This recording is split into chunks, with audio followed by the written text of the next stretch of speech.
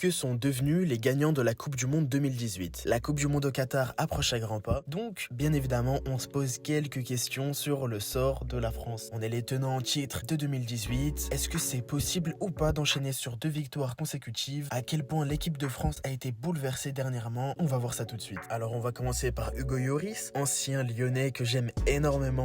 Il a pas beaucoup changé pour moi depuis 2018. Il y a 4 ans il avait déjà 31 ans, donc il était déjà bien mature et il connaissait déjà bien son métier, et c'est d'ailleurs pour ça qu'il a pu assurer une certaine sérénité à son poste, et je pense qu'il peut toujours l'assurer au Qatar, surtout qu'il a fait des performances assez bonnes et assez régulières avec Tottenham, même si quelquefois il fait quelques boulettes. Je pense qu'on peut compter sur lui et c'est une très bonne chose de l'avoir dans l'effectif. Pas besoin d'un Albin Lafonte ou d'un Brice Samba ou même d'un Mike Maignan qui est à peu près blessé pour le remplacer. On va passer tout de suite à la défense. En premier, sur le côté gauche, on avait Lucas Hernandez qui était à l'époque à l'Atlético de Madrid et qui est maintenant au Bayern de Munich. Il a fait une très bonne Coupe du Monde 2018 et il est avec le Bayern habitué à des exigences sportives assez élevées, dû au nombre de matchs dans la saison, aux Coupes d'Europe, à la compétition sur le banc. Malheureusement, il a connu beaucoup de blessures et des saisons assez compliquées, donc malgré qu'il soit toujours à un très bon niveau, je mets quand même un point d'interrogation au-dessus de sa tête, surtout qu'on peut penser à son frère Théo pour le remplacer, mais surtout à Ferland Mendy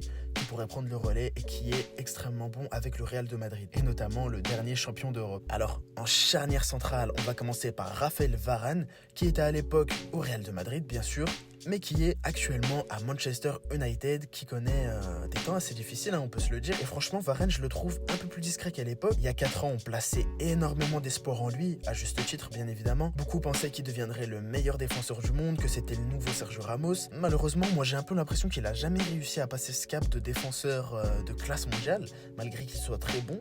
Mais attention, même si à Manchester United c'est un peu compliqué, je pense qu'il peut largement faire le travail en charnière centrale. Mais si jamais Didier Deschamps en décide autrement, on a d'autres options que je vais vous citer juste après le deuxième défenseur central qui a été titulaire pendant la finale, Samuel Umtiti. Alors pour moi, Samuel, je suis un Lyonnais, donc pour moi c'est un des joueurs les plus regrettables, car il avait été très utile. On se rappelle de son coup de tête, on se rappelle de toutes ses bonnes interventions défensives, on se rappelle le bon niveau qu'il avait atteint avec le FC Barcelone. Mais malheureusement, lui aussi, il s'est jamais remis de ses blessures, il a jamais vraiment passé le cap auquel on l'attendait, et pendant 4 ans, il a presque pas joué, carrément. Il a quitté la Catalogne pour aller à Lecce, en Italie, et même là-bas, il a presque pas joué. Pendant un temps, il y avait des discussions avec l'OL, il souhaitait revenir apparemment avec Corentin Tolisso, Alexandre Lacazette, mais même l'Olympique Lyonnais n'a pas voulu de Samuel Umtiti, tout simplement à cause des blessures. Il était jugé incertain. En toute logique, il est plus dans les petits papiers, et Didier Deschamps ne l'appellera sûrement pas, et c'est tout à fait normal, tout simplement parce qu'il est plus au niveau. Le football est méchant, le monde est méchant. Ouais,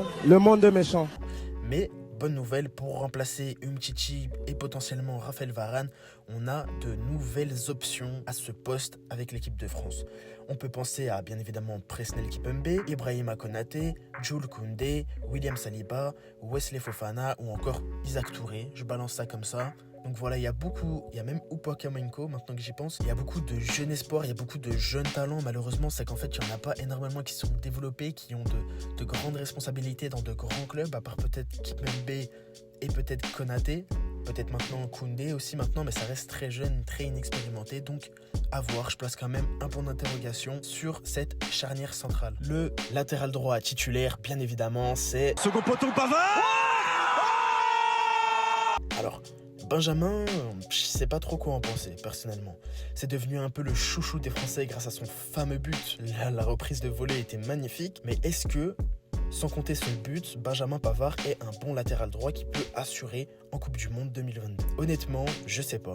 En 2018, il était à Stuttgart et il est ensuite parti au Bayern de Munich où il a enchaîné des saisons assez complètes, un peu comme Lucas Hernandez. Bien qu'il soit souvent critiqué, il est selon moi en progression nette depuis 4 ans. Il est bien meilleur qu'en 2018. Pendant une période, il y avait Dubois pour le remplacer, mais bon, pour avoir regardé tous les matchs de l'OL, je suis pas très convaincu. On peut penser à Malo Gusto, une fois de plus, Pierre Kaloulou, Nordi Mukiele ou bien sûr Jonathan Klaus pour éventuellement le remplacer. Klaus qui est très très bon avec l'Olympique de Marseille et précédemment au RC Lens. C'est fini pour la défense, on peut voir que c'est assez fébrile.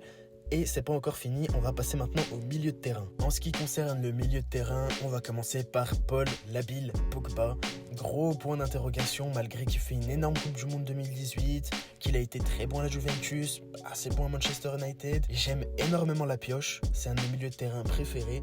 Malheureusement, ça me laisse un peu mitigé. Il quitte Manchester sur une note assez moyenne, il faut se le dire, et reprend à la Juventus de manière un peu mitigée également.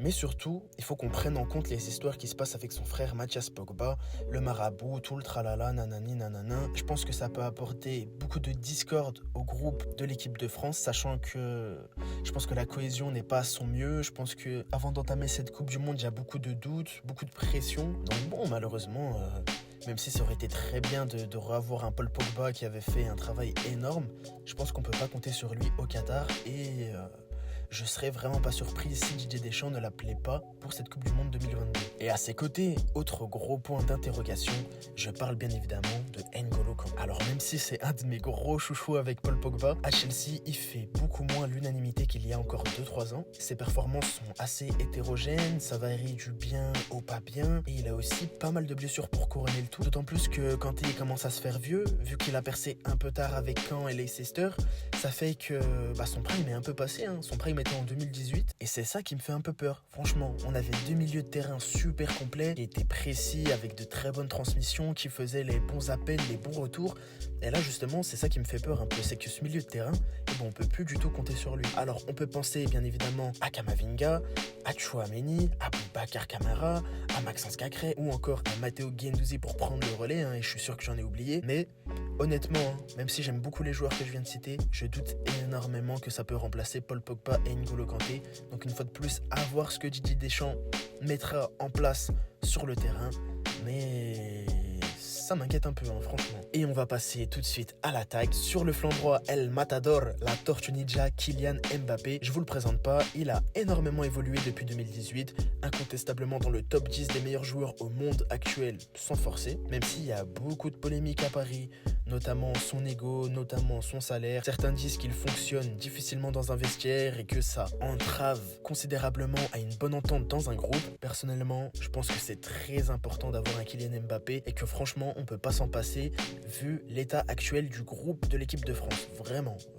je pense que Kiki va nous faire beaucoup de bien et je pense qu'il va vraiment aider la France à se dépatter dans des situations assez difficiles. À l'opposé, sur le côté gauche, un homme qui cherche des photos de sa femme sur Google pour la Saint-Valentin, bien évidemment, Blaise Matuidi, le Matuidi Charo.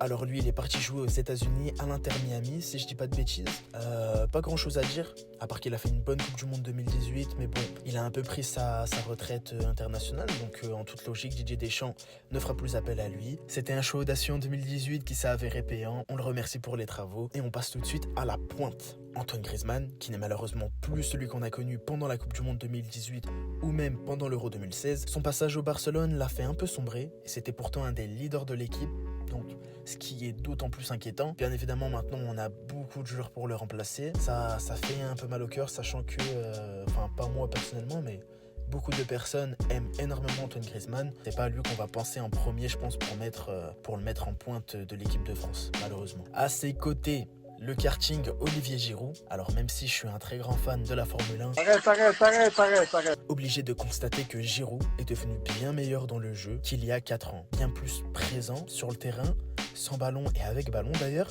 bien plus performant, bien plus précis, bien plus tranchant.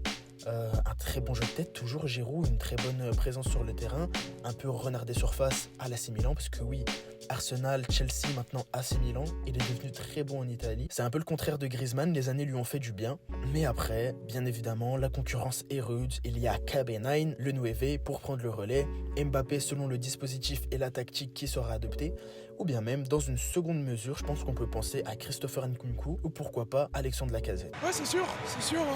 Pour conclure, vous vous en doutez, le plus gros défi de l'équipe de France est de redynamiser et de solidifier ce milieu de terrain en remplaçant deux joueurs qui étaient il y a 4 ans des bêtes, Paul Pogba et N'Golo Kanté, sur lesquels il est actuellement difficile de compter. Le milieu de terrain, c'est un poste qui demande beaucoup de sérénité, beaucoup de maturité, tactique et technique. Ils ont fait un travail de dingue et je pense que ça va être difficile de trouver des joueurs capables de faire autant, voire plus. Mais bien évidemment, on les remercie énormément pour les travaux. Ça reste à jamais gravé dans la mémoire. Pour la défense aussi, il y a pas mal d'interrogations. Il y a beaucoup de nouveaux joueurs, beaucoup de gros talents. C'est incontestable. Il y a énormément de potentiel dans la future défense française.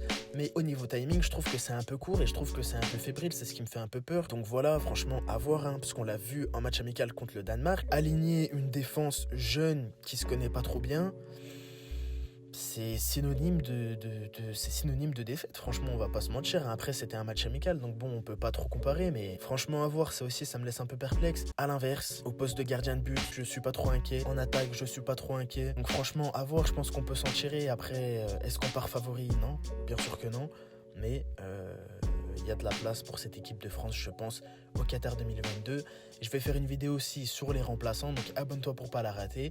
Dis-moi ce que t'en as pensé en commentaire et on se retrouve à très bientôt au Qatar pour plus de vidéos, la famille.